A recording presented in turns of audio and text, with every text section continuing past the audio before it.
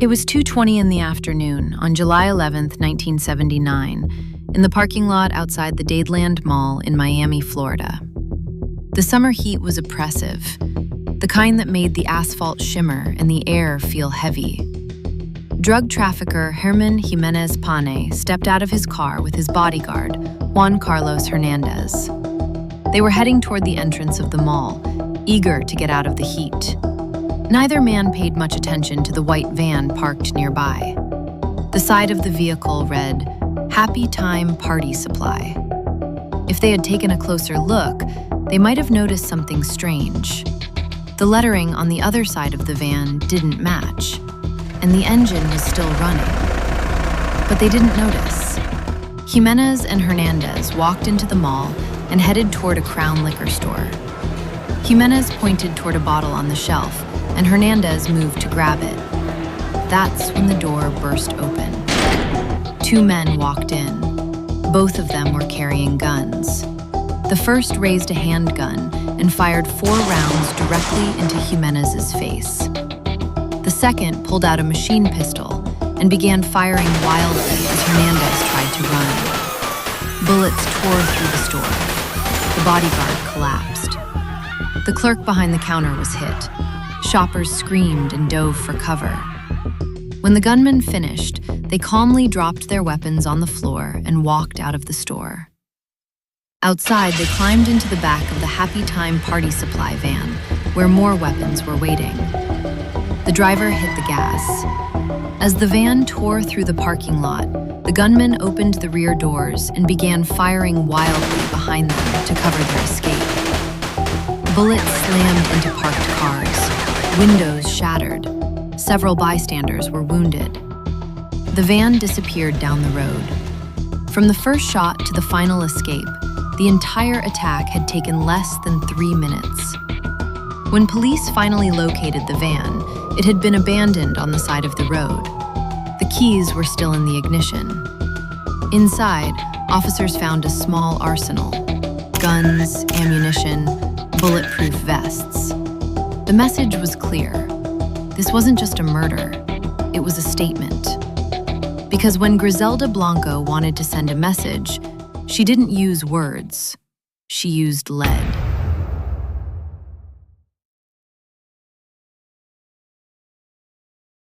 Today we are continuing our deep dive into the life of Griselda Blanco, one of the most violent figures in the history of the international cocaine trade.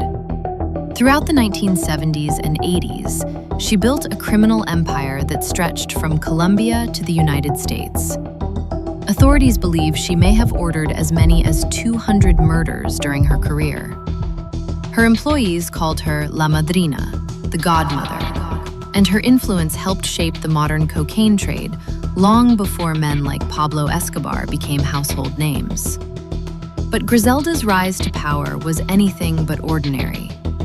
In our previous episode, we followed her childhood in the slums of Medellin. She committed her first known murder at just 11 years old. As an adult, she pioneered one of the first large-scale cocaine smuggling operations between Colombia and the United States. She used female couriers carrying drugs in specially designed lingerie. And when rival traffickers became a problem, she developed a brutal solution: motorcycle assassins. 2 riders, 1 driver, 1 gunman. They could weave through traffic, strike their target, and disappear before police even knew what happened. The method would become infamous during the drug wars of the 1980s. But by the mid-1970s, Griselda's empire began to collapse under pressure from American law enforcement. When the Drug Enforcement Administration launched a crackdown on cocaine trafficking, she and her husband, Alberto Bravo, were forced to flee New York.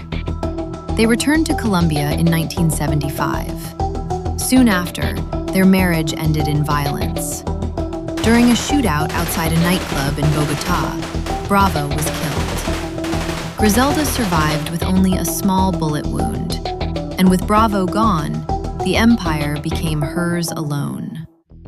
But Colombia had become a dangerous place for her. The The power of Pablo Escobar and the Medellin cartel was growing rapidly. Griselda needed protection. In 1976, she married a new man. His name was Dario Sepulveda, a bank robber and the brother of one of her trusted hitmen. Little is known about their relationship, but the marriage served a clear purpose. Dario had connections in Colombia's criminal underworld, connections that could help protect Griselda from her enemies. In August of 1978, the couple had a son. Griselda named him Michael Corleone Sepulveda. The name came from the famous character in the film The Godfather. In the movie, Michael Corleone eventually becomes the head of a powerful crime family. Perhaps Griselda hoped her son might one day inherit her own empire. But she didn't intend to build that empire from Colombia. Not anymore. Soon after Michael was born, Griselda began preparing to return to America. Her forgers created new documents, a new name, a new nationality. Using Venezuelan passports, Griselda, Dario, and their newborn son slipped quietly back into the United States. They settled in Miami, Florida. At the time, Miami had become the unofficial gateway for Colombian cocaine entering America. Ships, planes, and smugglers were moving massive amounts of drugs through the city every month. For Griselda, it seemed like the perfect place to rebuild her empire. But when she arrived, she discovered something troubling. The cocaine business had changed, and she was no longer on top. During her years away, the Medellin cartel had expanded dramatically. Led by Pablo Escobar, the organization now controlled most of the cocaine entering the United States. They had their own fleet of planes, their own airstrips, their own distribution networks. Compared to the scale of Escobar's operation, Griselda's business suddenly seemed small. Instead of being the dominant force in the trade, she had become just one of many distributors operating in Miami. For someone like Griselda Blanco, that kind of demotion was intolerable. She had spent years building her reputation as the godmother of cocaine. Now, she was expected to compete with dozens of other traffickers for scraps of the market. But Griselda had never been the type of person who blended quietly into the background. If she couldn't dominate the market through distribution, she would dominate it through fear. The cocaine trade in Miami during the late 1970s was brutally competitive. Local traffickers bought cocaine from suppliers connected to the Medellin cartel. Then they resold it across the United States, in cities like New York, Los Angeles, and Chicago. Millions of dollars were at stake, and disputes were common. If someone stole your shipment, you killed them. If someone owed you money, you killed them. If someone tried to take your territory, you killed them. Violence wasn't just personal, it was business. Griselda understood that better than anyone. She began assembling a network of loyal hitmen. One of the most feared among them was a man named Paco Sepulveda. Together, they began eliminating competitors one by one. And before long, the violence spilling into the streets of Miami reached a level the city had never seen before. The massacre at Dadeland Mall was only the beginning. By the late 1970s, Miami was transforming into something few Americans had ever seen before. What had once been known primarily as a tourist destination, a city of beaches, hotels, and retirees, was rapidly becoming the epicenter of a violent new criminal economy: cocaine. Shipments were arriving from Colombia almost daily. Planes landed on hidden airstrips in the Everglades. Speedboats raced across the Caribbean under cover of darkness. Smugglers dropped waterproof packages into the ocean to be retrieved later by divers. The money flowing through Miami was staggering. Suitcases filled with cash, entire apartment complexes purchased with drug profits, banks struggling to keep up with the flood of deposits. But where that kind of money exists, violence usually follows. And few people understood how to weaponize violence better than Griselda Blanco. Griselda's strategy was simple. If intimidation alone could control the market, she would become the most feared trafficker in the city. And fear travels quickly when bodies begin appearing in public places. Restaurants, parking lots, nightclubs, shopping centers.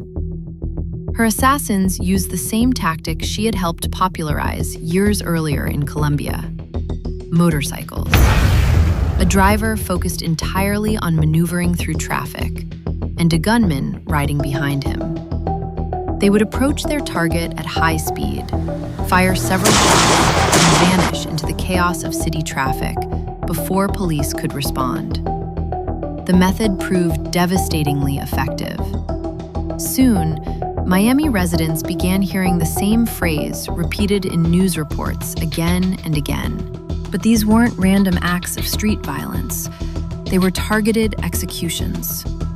And they were becoming more frequent with every passing month. Between 1979 and 1981, Miami experienced a wave of violence that shocked even veteran police officers. Dozens of drug traffickers were murdered.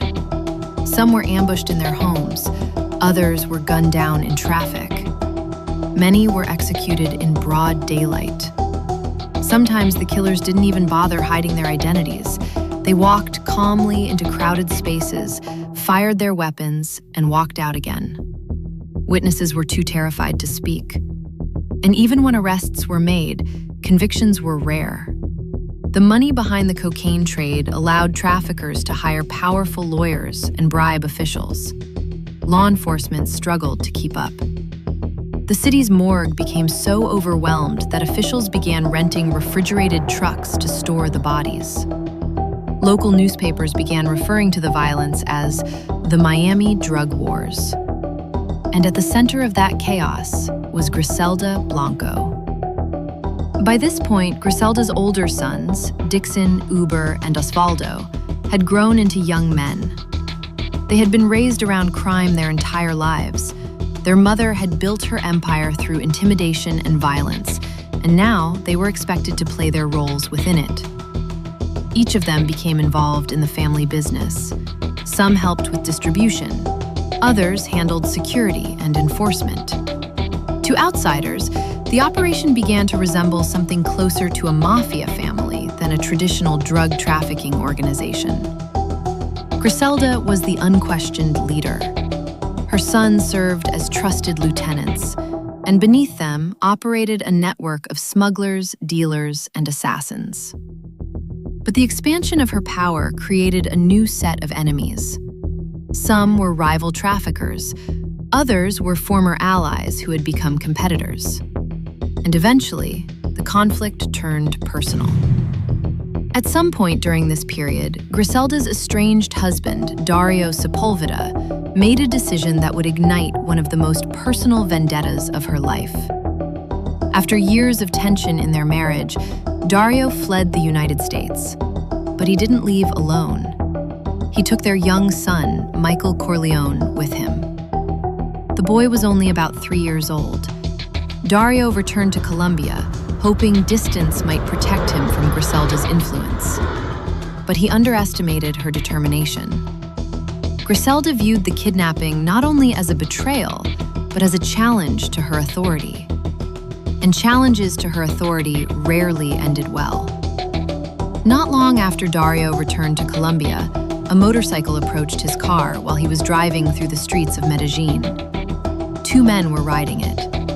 The passenger pulled out a gun. Several shots rang out. Dario Sepulveda was killed instantly behind the wheel. Their son, Michael Corleone, was sitting in the car when the shooting happened. Miraculously, he was unharmed. The child was soon returned to Griselda in the United States. Authorities suspected that she had ordered the hit, but proving it was another matter. Like many of the murders connected to her name, the crime remained officially unsolved.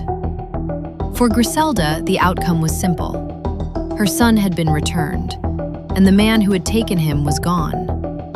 But the murder of Dario Sepulveda was only one event in a rapidly escalating war.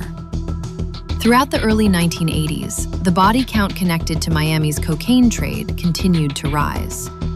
Drug traffickers were killing each other with increasing boldness. Machine guns, automatic rifles, explosives. The weapons being used on the streets of Miami were beginning to resemble those found on battlefields. Police departments that had once focused primarily on robberies and street crime suddenly found themselves confronting organized criminal networks with international connections. The violence was no longer limited to traffickers. Innocent bystanders were increasingly caught in the crossfire. And as the death toll climbed, federal authorities began taking a closer look at the woman many investigators believed was responsible for much of the chaos. Griselda Blanco. By the early 1980s, investigators from the Drug Enforcement Administration had begun compiling evidence against her. Witness statements, financial records, drug seizures connected to her organization. The case was slowly growing stronger. But prosecuting someone like Griselda Blanco was extremely difficult. Witnesses were intimidated, evidence disappeared, and many of the people who might have testified against her ended up dead before they ever reached a courtroom. Still, federal agents continued building their case. They believed that if they could remove Griselda Blanco from the streets, the violence gripping Miami might finally begin to slow. But capturing her would prove far more complicated than anyone expected. Because by this point, the godmother of cocaine had already begun preparing her next move. By the early 1980s, federal authorities in the United States had reached a conclusion. The violence tearing through Miami's cocaine trade could not be contained without targeting the people at the top. And one name appeared again and again in their investigations: Griselda Blanco. For years, investigators had struggled to build a solid case against her. Many witnesses were too afraid to testify. Others simply disappeared. But federal agents continued gathering evidence piece by piece. Drug seizures connected to her organization, financial records, testimony from traffickers who had decided cooperation might be safer than silence. By 1984, prosecutors believed they finally had enough. A federal indictment was issued, and the search for Griselda Blanco intensified. But the godmother had already anticipated the danger. As the investigation closed in, she quietly left Miami and relocated to California. There, she attempted to maintain a lower profile while continuing to run parts of her operation from a distance. But the move didn't protect her for long. Federal agents were closing in. In February of 1985, authorities finally located Griselda Blanco in Irvine, California. When agents moved in, the arrest happened without the violence that had defined so much of her life. There was no shootout, no dramatic escape. The woman who had built one of the most feared drug empires in the Western Hemisphere was taken into custody quietly. She was transported to New York to face federal charges related to cocaine trafficking. For prosecutors, it was a major victory. But their problems were far from over. Because convicting Griselda Blanco would prove almost as difficult as capturing her. The government's case depended heavily on testimony from former associates, traffickers who had worked within her organization, smugglers who had transported cocaine under her direction, hitmen who had carried out her orders. But one by one, those witnesses began disappearing. Some were murdered, others refused to testify. Fear surrounded the case. The legend of Griselda Blanco had become so powerful that even from behind bars, people believed she still had the ability to order killings. Eventually, prosecutors were forced to focus primarily on the drug trafficking charges, rather than the long list of murders many investigators believed she had orchestrated. In 1985, she was convicted and sentenced to prison. For the first time in decades, Griselda Blanco was no longer free. Without her leadership, the criminal empire she had built began to unravel. Rival traffickers moved quickly to seize control of distribution networks she had once dominated. Former allies turned on each other. Some of her closest associates were arrested. Others were killed in the continuing violence of the drug trade. Even her own family was not spared. Over the years, 3 of her sons from her first marriage, Dixon, Uber, and Osvaldo, were all killed in separate incidents connected to the criminal world they had grown up in. The empire that had once made Griselda Blanco one of the most feared figures in the cocaine trade slowly collapsed. But she remained behind bars, largely removed from the chaos outside. Griselda Blanco would spend nearly 2 decades in prison. During that time, prosecutors in Florida attempted to bring additional murder charges against her. Investigators believed she had ordered numerous assassinations during the Miami drug wars. But the case encountered an unexpected problem. One of the key witnesses against her had been involved in an illegal relationship with a government secretary who had access to sensitive information. The scandal compromised the prosecution's case.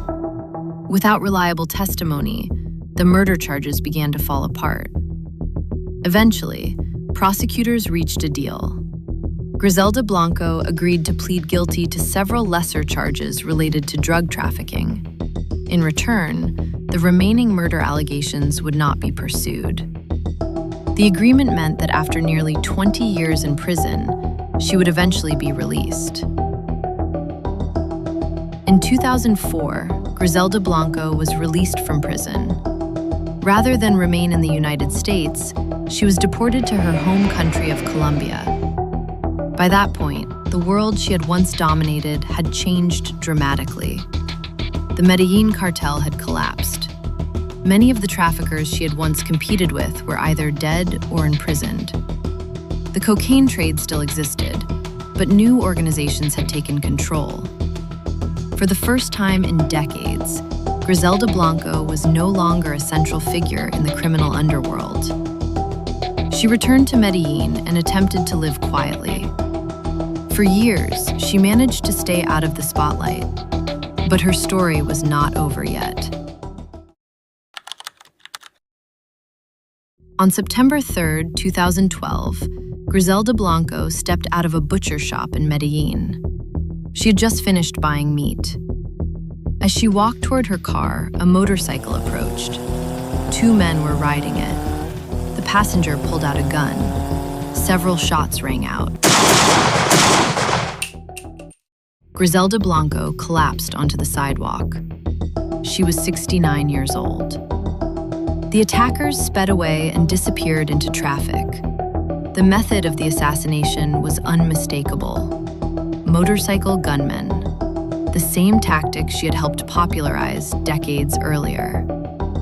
After a lifetime of violence, the godmother of cocaine had died the same way many of her victims had. The life of Griselda Blanco remains one of the most disturbing chapters in the history of the international drug trade.